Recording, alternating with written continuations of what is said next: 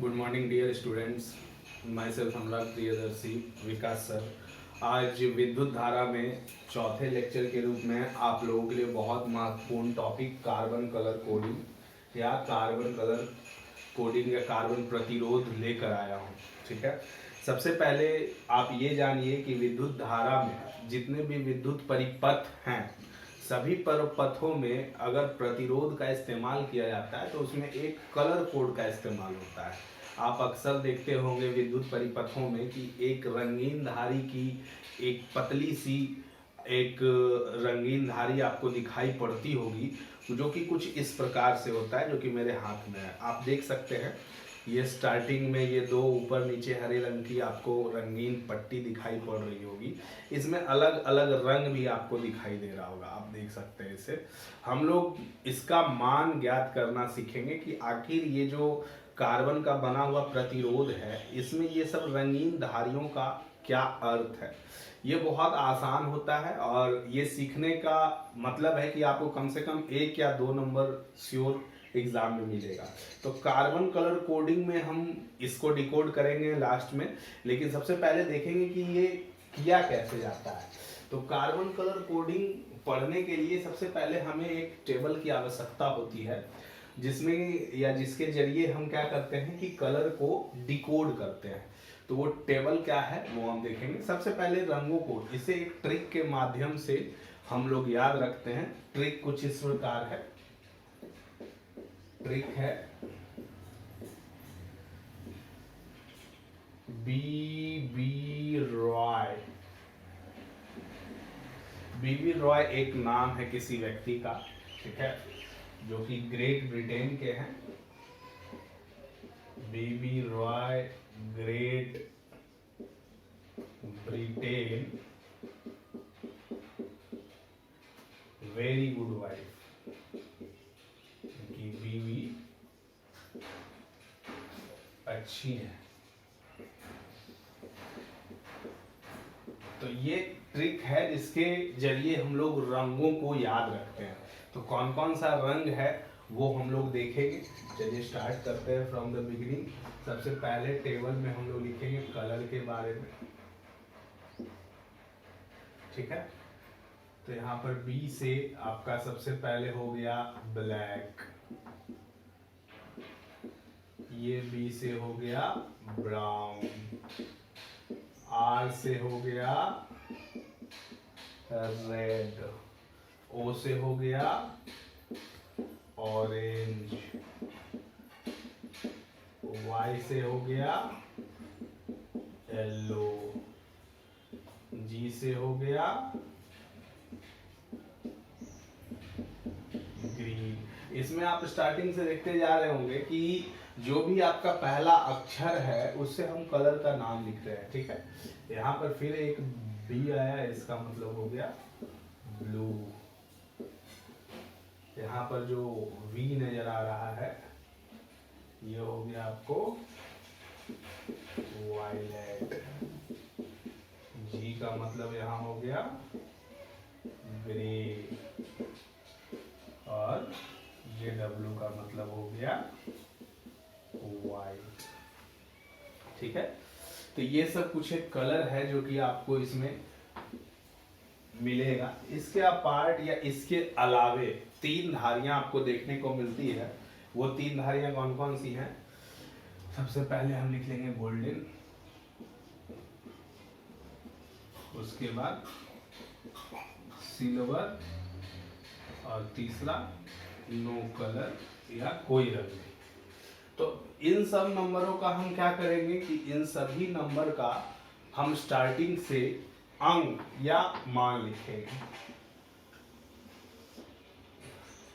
तो चलिए इसका सार्थक अंक हम लिख लेते हैं कि किसका कितना सार्थक अंक है, या अंक मान बोल सकते हैं हम इसको। तो 0 से स्टार्ट करना है। ब्लैक का हो गया 0, ब्राउन का 1, 2, 3, 4, 5, 6, 7, 8, 9, बस 0 से लेकर 9 तक आपको लिखना है। और वो जो गोल्डन, सिल्वर और नो कलर है उसके बारे में हम लोग बात करेंगे। तो ये सार्थक अंक 0 से लेकर 9 तक आपको लिखना है। ट्रिक के आधार पर रंगों को लिखना है। आप चाहे तो हिंदी में भी इसको लिख सकते हैं, ठीक है। उसके बाद हम लोग इसका गुणांक लिखते हैं या गुणज, जो आप बोले, जिसको 10 के घात पे लिखा जाता है। 10 के घात पर आप लिखेंगे तो 10 का पावर 0, इसमें हो जाएगा 10 का पावर 1, 10 का पावर 2, 10 का पावर 3, 10 का पावर 4, 10 का पावर 5, 10 का पावर 6, 7, 8 और 9। तो ये टेबल आपको याद रखना जरूरी है, क्योंकि कोडिंग जब भी आप करिएगा तो ये टेबल का उसमें हम लोग उपयोग करते हैं। बहुत आसान है, आप ट्रिक के जरिए इसको आसानी से याद कर सकते हैं, जो कि ट्रिक है BB Roy great Britain very good wife, जहाँ से B से black, brown, red, orange, red, green, blue, violet, grey, ये सारा रंग आपको यहाँ पे दिया हुआ है। आप इसको याद कर सकते हैं सिंपली। इसके बाद टेबल का जो सबसे लास्ट कॉलम मिलेगा वो त्रुटि सीमा आती है। तो ये त्रुटि सीमा नीचे दिए गए 3 रंगों के लिए लिखी गई जाती है। जब हम कोडिंग करते हैं तो हमें दाहिनी ओर से, जिधर से कि गोल्डन, सिल्वर या रंगहीन हो, उधर से हम इसको पकड़ते हैं और इसका मान सहनशीलता ये बतलाता है।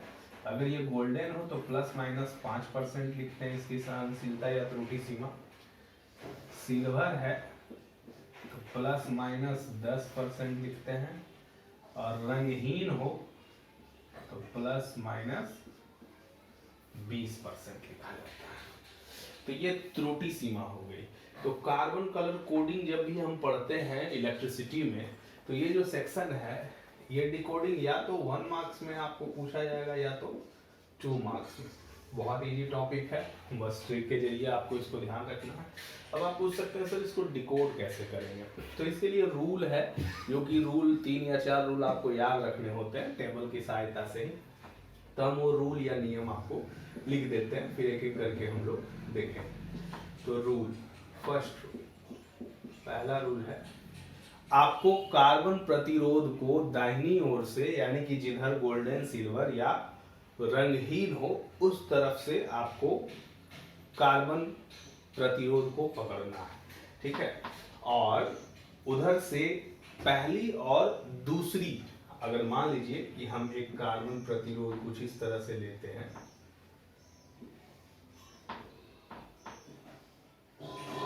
तो इसमें आपको धारियां दिखेगी। मान लीजिए पहली धारी A है, दूसरी धारी B है, तीसरी C है और चौथी D है। तो हमें जब भी कभी डिकोडिंग करना हो तो हम पकड़ेंगे सबसे पीछे वाली धारी D के तरफ से। ये D या तो गोल्डन कलर का होगा या होगा सिल्वर या होगा नो कलर। ये आपको ध्यान रखना है। हम जब भी डिकोडिंग करेंगे तो इसे दाहिनी ओर से हम इस तरह से पकड़ेंगे, ठीक है। बाकी हम रंगों को ध्यान देंगे, ठीक है। इसमें आपको 4 अलग अलग रंगों की पट्टियां या धारियां नजर आएगी, ठीक है। अब इसमें A B C, ये जो है यहाँ पर हम लोग सार्थक अंकों को लिखते हैं। A और B जो पट्टी या धारियां दिख रही है, इसके हम लोग सार्थक अंकों को लिखते हैं। तो रूल फर्स्ट में हम लिखेंगे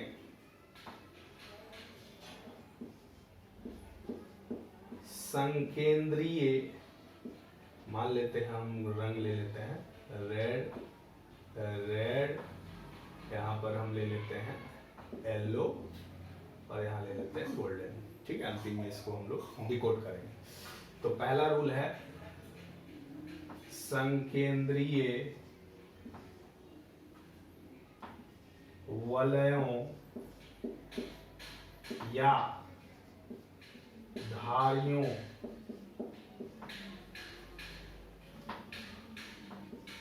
A तथा बी के सार्थक अंकों को लिखें, अंकों को लिखें। तो आपको हम पहले ही बोल दिए कि कभी भी किसी चीज को डिकोड जब कीजिएगा तो उसको आपको राइट हैंड साइड से पकड़ना है, जिधर गोल्डन सिल्वर या नो कलर है। और उसमें से पहला रूल यही रहेगा, रूल फर्स्ट, कि संकेंद्रीय वलय या धारियां जो है ए और बी उसके सार्थक अंकों को लिखें, यानी यहाँ से आप उसके सार्थक अंक को आप लिख लीजिएगा। तो यहाँ पे आप देख सकते हैं संकेंद्रीय वलय ए में भी लाल है और बी में भी लाल है। तो देखिए इसका सार्थक मान कितना है, 2 और 2। तो हम इसमें लिख सकते हैं सार्थक मान ए और बी का कितना लिखा हुआ है बाबू, 2 और 2। तो ये लाल दिया हुआ था तो उसका हम लोगों ने सार्थक मान लिख लिया, आर का सार्थक मान भी 2 था और दूसरी पट्टी भी आर है, इसका भी सार्थक मान 2 है। तो ये हो गया रूल फर्स्ट। रूल 2 देखते हैं हम लोग, बहुत इजी है, समझते जाइएगा। तीसरी धारी का गुणांक या 10 पर घात सार्थक अंक को लिखें। तो हम लिखेंगे यहां पे रूल 2, तीसरी धारी का गुणांक लिखें।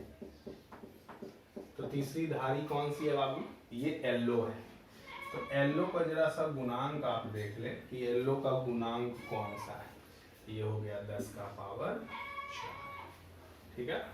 उसी तरह से लास्ट रूल हम जब लिखेंगे तो रूल थर्ड,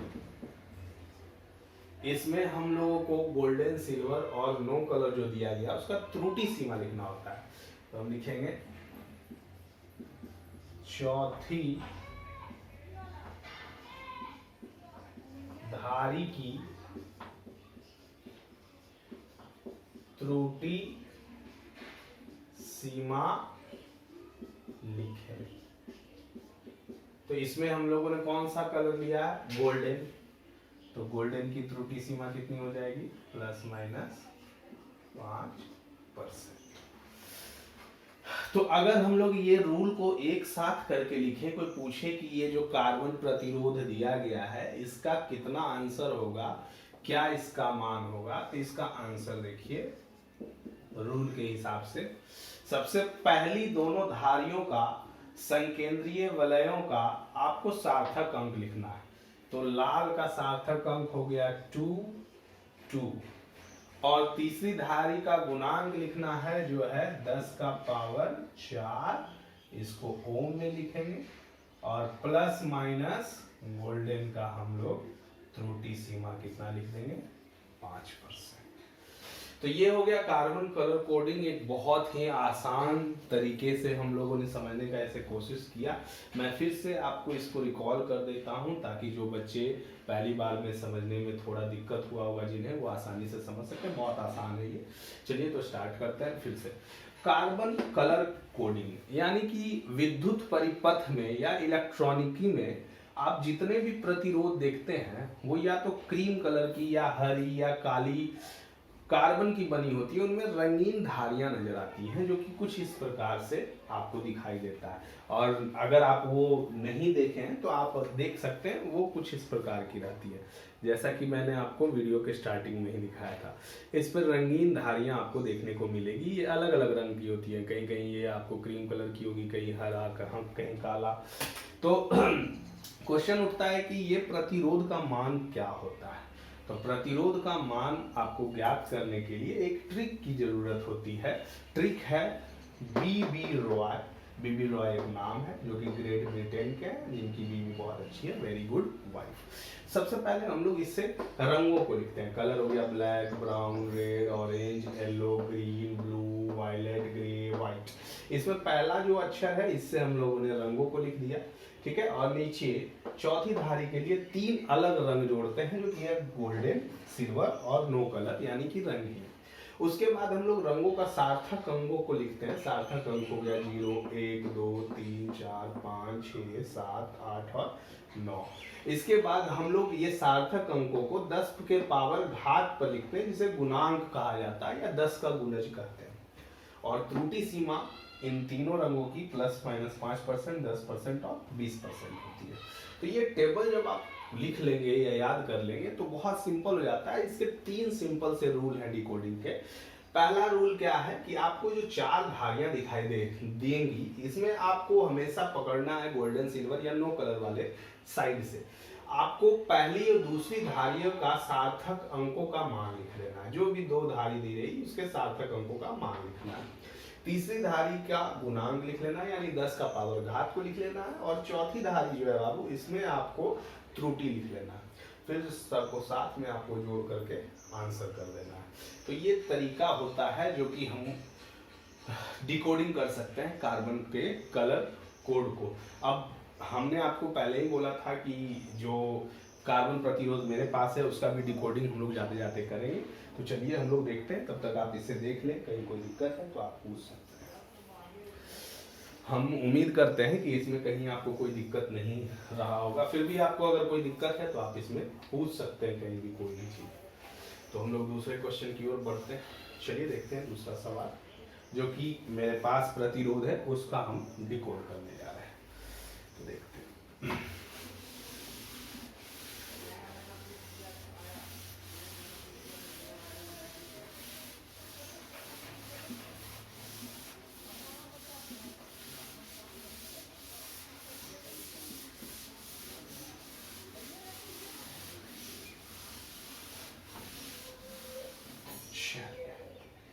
तो देखते हैं हम लोग, जो मेरे पास कार्बन प्रतिरोध है उसको एज एग्जाम्पल या प्रश्न के तौर पे हम लेते हैं।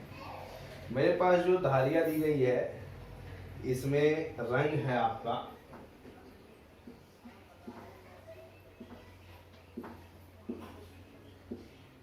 लाल, आपको डिकोड करना है। फिर से लाल, ब्लू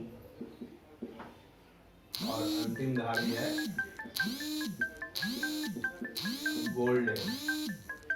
अंतिम धारी आपकी कौन सी है? गोल्डन। तो लाल जो रंग है आपका, आप खुद इसका एग्जांपल के तौर पे बता सकते हैं कि कौन सा रंग क्या बतलाता है। तो लाल रंग जो है आपका बाबू, इसका अगर हम लोग मान देखेंगे तो ये 2, फिर ये लाल रंग का 2, ब्लू का आप देखें तो इसको 10 के घात में लिख सकते हैं 6 ओम, और प्लस माइनस गोल्डन के लिए हम लोग लिख सकते हैं 5%। ये हो गया मेरा दूसरा कोडिंग। और तीसरा कोडिंग अगर हम देखें, जो मेरे पास प्रतिरोध है उसका हम अगर देखने जाएं तो इसमें रंग दिया गया है आपको, ये है आपका ऑरेंज,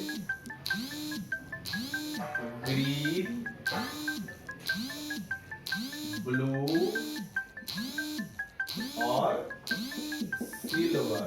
अब आप खुद इसका डिकोड करें और हमें बताएं। आपके पास 2 सेकंड का कुछ समय हम आपको देते हैं। चलिए देख के बताएं इसका क्या होगा आंसर।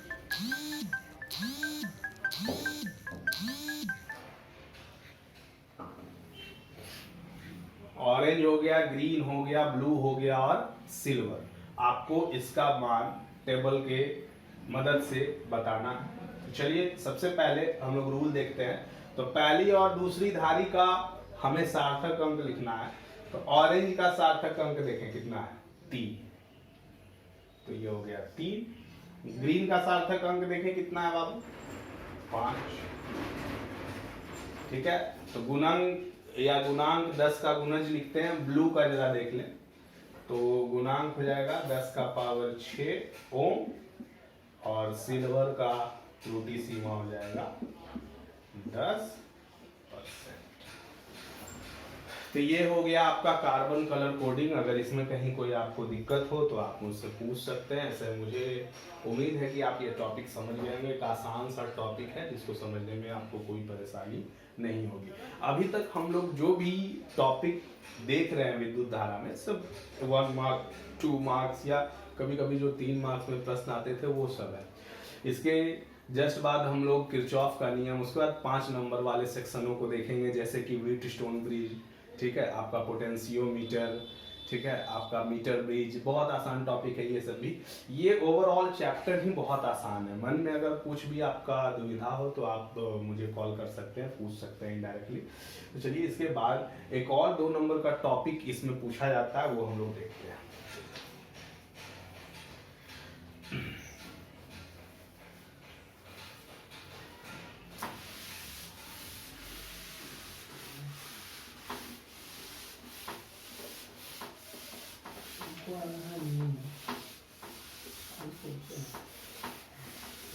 चल रहा है।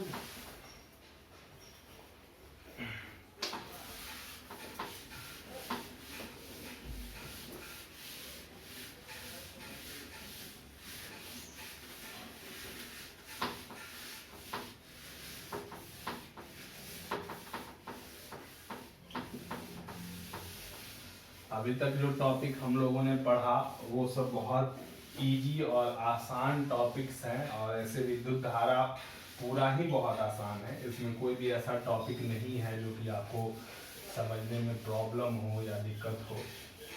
कहीं अगर कोई ऐसा प्रॉब्लम होता है तो आप बेझिझक मुझसे पूछ सकते हैं कोई भी टॉपिक से संबंधित।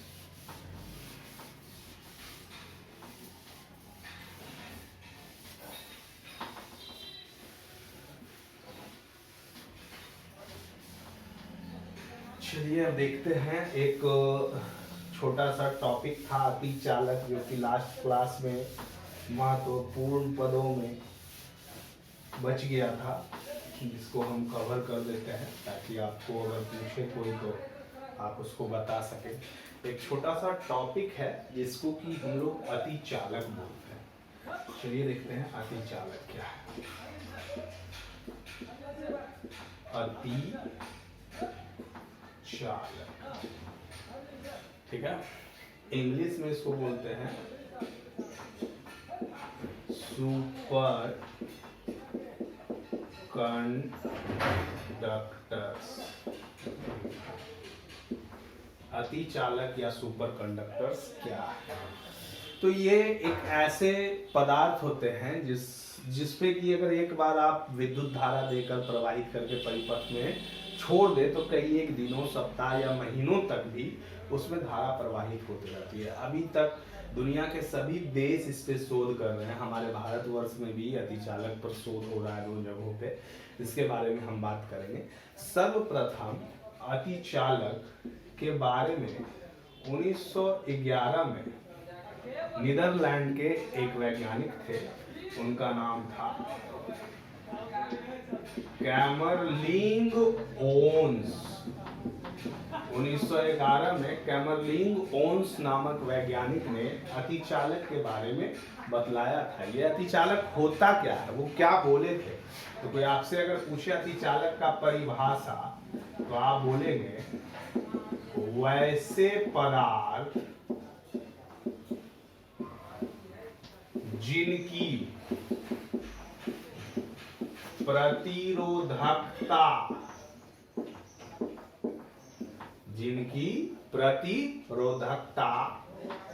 ताप घटाने से असामान्य रूप से घटती हों और घटकर शून्य हो जाती हो, और घटकर शून्य हो जाती हो, अतिचालक कहे जाते हैं, कहलाते या कहे जाते हैं। ठीक है, तो परिभाषा आपको समझ में आ गया कि वैसे पदार्थ जिनका की प्रतिरोधकता समान रूप से ताप के घटने से घटता है और घटकर शून्य हो जाता है, उसी को अतिचालक कहते हैं। तो वो ताप, ये जो अतिचालक वाला गुण है, ये जनरली किस क्रांतिक ताप बोलते हैं। वो जो ताप जिसपे हमको अतिचालक गुण मिलता है उसको क्रांतिक ताप बोलते हैं। और ये लगभग 0.1 केल्विन से 10 केल्विन के बीच में प्राप्त होता है।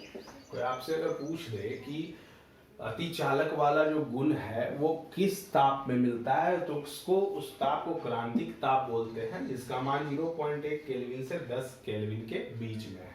और इन्होंने कैमरलिन ओन्स ने अतिचालक का जो खोज किया था उसमें उन्होंने जिस तत्व का इस्तेमाल किया था वो था Hg, जिसको हम लोग पारा भी बोलते हैं। ठीक है, तो पारा का इस्तेमाल उन्होंने किया था इलेक्ट्रिसिटी में अतिचालक को बताने के लिए। अब क्वेश्चन उठता है कि इंडिया में कहां कहां पर इस पे शोध चल रहा है। तो दो ऐसे जगह हैं जहां अतिचालक पर शोध भारत में चल रहा है। पहला है आपका इंडियन इंस्टीट्यूट ऑफ साइंस,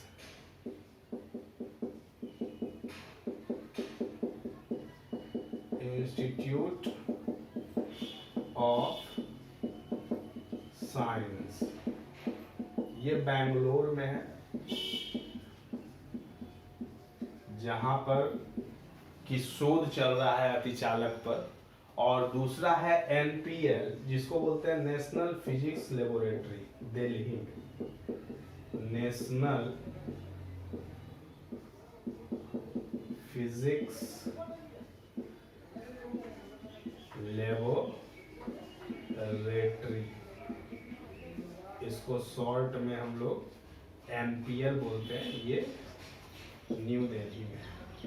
तो ये दो जगहों पर अतिचालक पर शोध हमारे भारत देश में अभी भी चल रहा है। ठीक है, तो आज के क्लास में हम लोगों ने देखा अतिचालक किसे कहते हैं और कार्बन की कलर कोडिंग क्या है या किसको कहते हैं।